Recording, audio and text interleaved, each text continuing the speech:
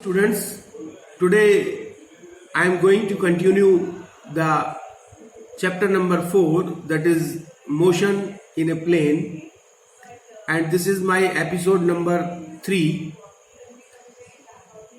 And today I will discuss about the topics which are left in this chapter, and the topics are the velocity of a body in a plane, the acceleration of a body in a plane, and the motion of a body moving with the uniform acceleration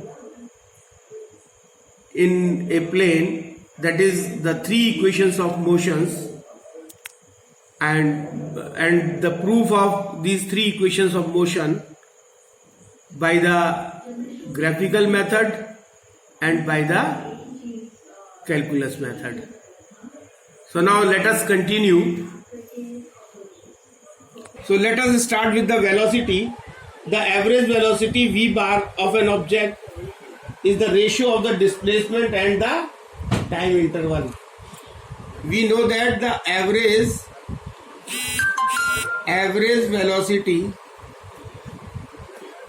velocity is given by v bar and arrow. This is equal to delta r upon delta t, that is the ratio of the displacement to the time. And this v bar, this can be written as delta xi I cap plus delta y j cap and divided by delta t. And if we divide this with delta x upon delta t I plus delta y upon delta t j, and this can be written as vx bar I cap plus vy bar j cap. So this is equation number 4. The direction of average velocity is the same as the displacement vector delta r. Now the next point is instantaneous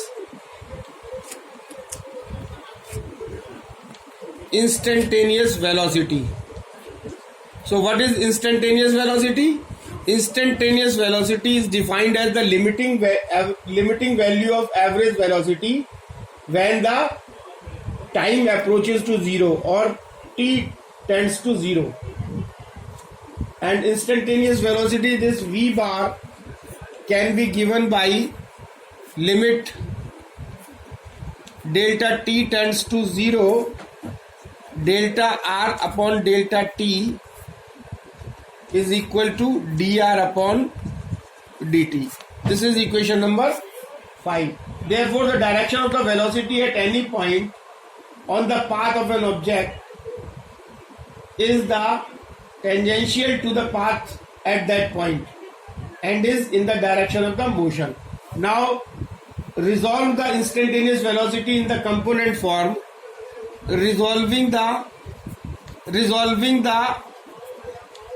instantaneous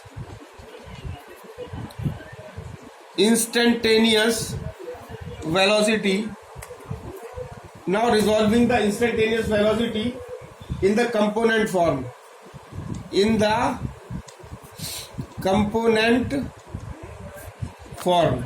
So if we resolve this in the component form, we know that v bar is equal to dr upon dt and is equal to limit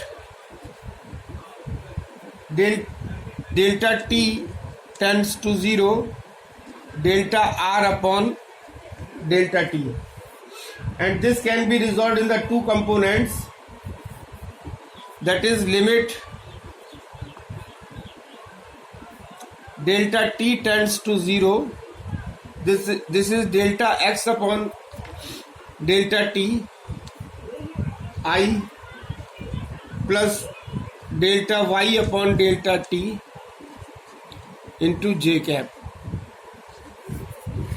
and this v is equal to dx upon dt into I plus dy upon dt into j. This is equation number 6. Now Vx is equal to dx. Now if we compare the equation, this Vx is equal to dx upon dt and Vy is equal to dy upon dt. Now if the expressions for the coordinates x and y are known as the function of time, then we can find out the value of Vx and the value of Vy. So Vx is the magnitude of velocity along x-axis, Vx is the magnitude of velocity along x-axis, and Vy is the velocity of the magnitude of velocity along y-axis. Now the magnitude of velocity v is given by the resultant velocity will be, now the resultant velocity can be given by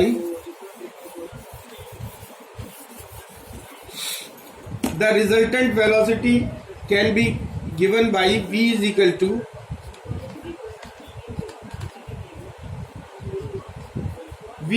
to under root vx square plus vy square. This is equation number 6. Now if we find out the direction of the velocity, then we can find out the tan theta, and tan theta will be equal to vy upon vx, or theta is equal to tan inverse vy upon vx. So this is equation number 8. Now the next point is acceleration. If we find out the acceleration, what is acceleration? Acceleration, we know that acceleration is defined as the rate of change of velocity. The average acceleration a of an object for a time interval delta t moving in xy plane is the change in velocity divided by the time interval.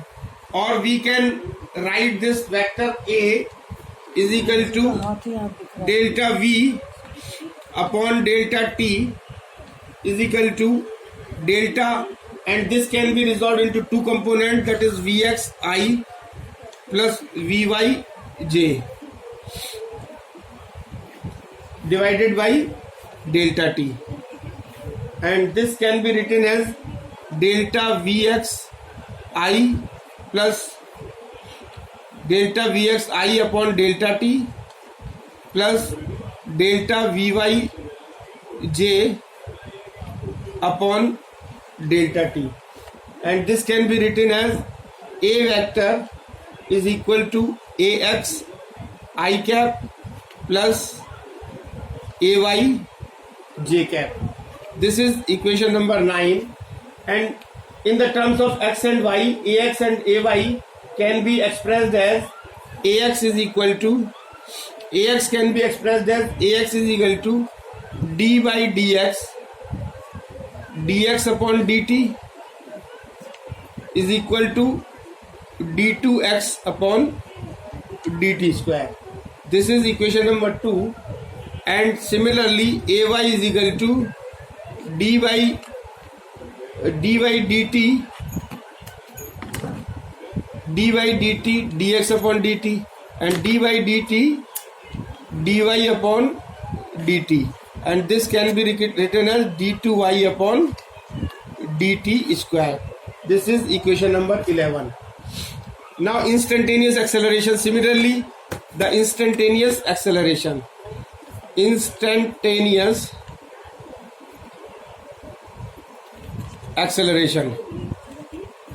So what is this instantaneous acceleration? Instantaneous acceleration is defined as the acceleration at a particular point or a particular time, and the instantaneous acceleration is the limiting value of the average acceleration as the time interval approaches to 0, that is delta t tends to 0. Then a average can be given by limit delta t tends to 0, that is dv delta V upon delta T.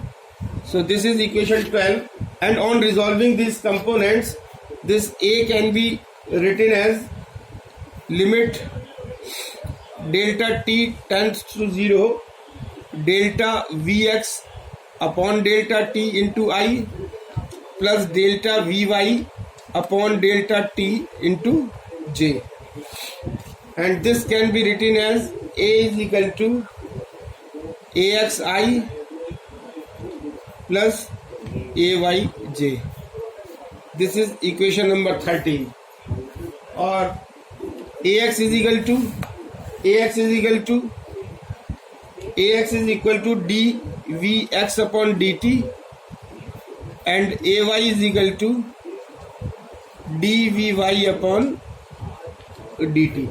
So these are the acceleration. This shows that finally when delta t tends to 0 or when delta t approaches to 0, the average acceleration becomes the instantaneous acceleration and has the direction. No, by the definition, the direction of the average acceleration is the same as that of the delta v. So we can see that delta t decreases, the direction of delta v changes. Consequently, the direction of the acceleration changes. Finally, in the limit delta t tends to 0, the average acceleration becomes the instantaneous acceleration and has a direction as shown in the figure.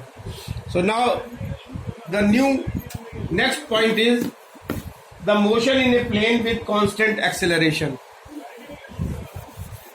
So motion in a plane with constant acceleration. Motion in a plane with constant acceleration, and the first is the graphical method. Graphical method to prove the three equations of motion, that is v is equal to u plus at, s is equal to ut plus half at square, and v square is equal to u square plus 2as.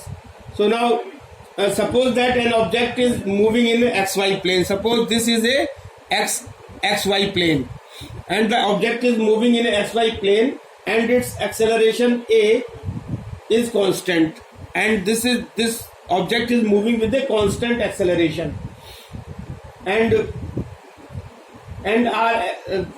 over an interval of time the average acceleration will equal this constant value. Now let the value at t is equal to 0. Suppose the value at t is equal to 0, the velocity is v0, and t is equal to t, the velocity is v. So now acceleration can be given by this, a can be given by v vector v minus v0 divided by t minus 0 is equal to vector v minus v0 divided by t, and this v is equal to, so from this equation this vector v is equal to v0 plus at.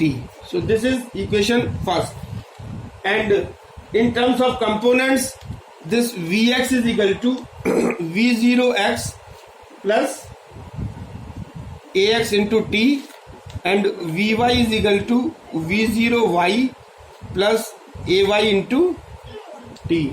So this is second equation, this is third equation, and this r0 is the position vector of the object at point P at time t is equal to 0. This r0 is the position vector of object at point P at time t0, and r is the position vector of object at point P dash at time t is equal to t. So now average velocity, we know that average velocity is equal to v0 plus v vector v0 plus v upon 2, and displacement can be given by displacement displacement is equal to r minus r0, and this can be written as v plus v0 divided by 2 whole square into t, and this is equal to v0 plus at within brackets plus v0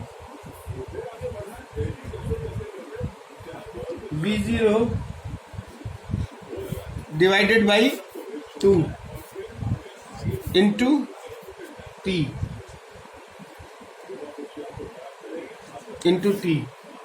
and this is equal to v0 into t plus half at square, and r minus r0 is equal to r minus r0 can be given by is equal to v0 t plus half at square. So this is the equation, second equation. This is the second equation of motion. Now in terms of components, if we take it as a component, then x is equal to x0 plus v0 x into t plus half into ax into t square. This is equation 4, this is 5, and y is equal to y0 plus v0 y into t plus half into ay into t square. This is equation number 6. So now this clearly shows that motion in a plane or the motion in the 2 dimension can be treated as two separate simultaneous one-dimensional motion with constant acceleration along two perpendicular directions, that is x and y axis. Now the next point is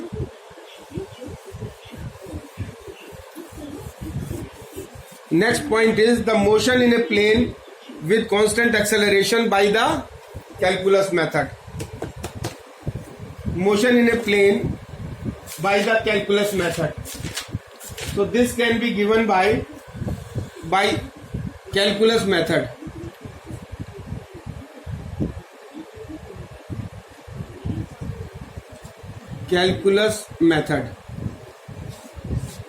So by calculus method, the figure shows that, suppose this figure shows that if a particle is moving in a plane, its position can be treated by two coordinate system, that is x and y. This can be treated by two coordinate system as x and y. This can be treated as two coordinate system, that is x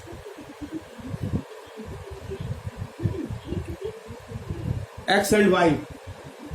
Its position can be treated by two coordinate system x and y. Suppose at t is equal to 0, the particle is at the origin and the coordinates of origin is 0, 0, and the after time t plus delta t, this is after time t plus delta t, the particle is at position b where the y component is y plus delta y, and after time t the particle is at position x, and along the y axis it is at the position y. So now delta r is equal to, delta r can be given by AB, this AB, delta r can be given by AB, and AB is equal to AC plus CB according to the vector addition. So now this can be written as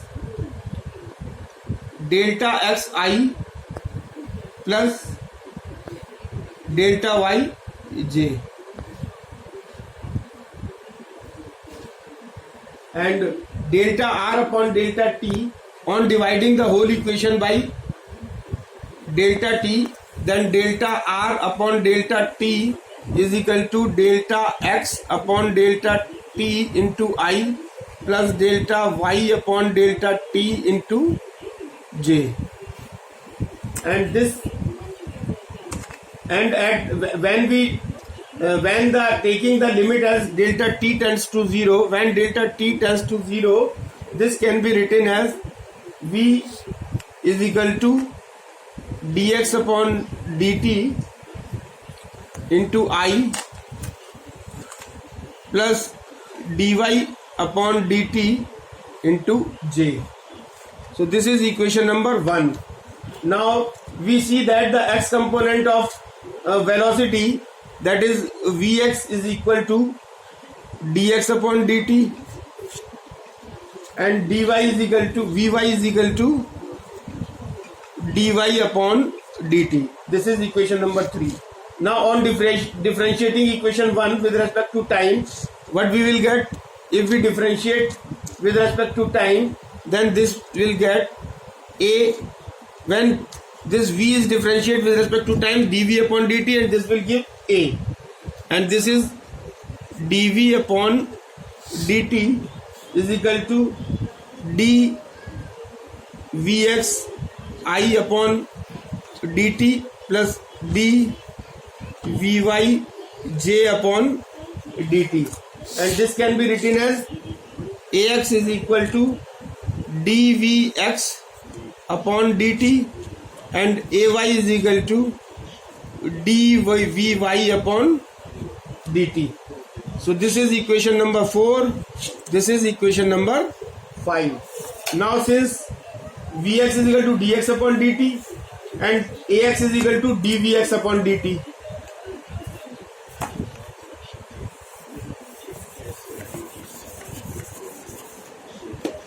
so vx is equal to dx upon dt and ax is equal to dvx upon dt. So now ax is constant. On integrating the value, we will get vx is equal to ux plus axt and x is equal to uxt plus half axt square, and vx square is equal to ux square plus 2ax into t. So these are the 3 equations by the calculus method, and this is the end of the session, and thank you very much.